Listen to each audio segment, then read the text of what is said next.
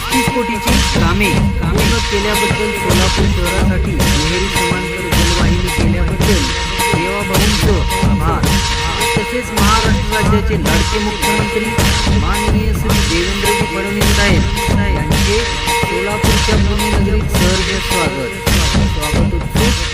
देवेंद्र राजेश कुटे आमदार, सोलापूर शहर मध्य विधानसभा संस्थापक अध्यक्ष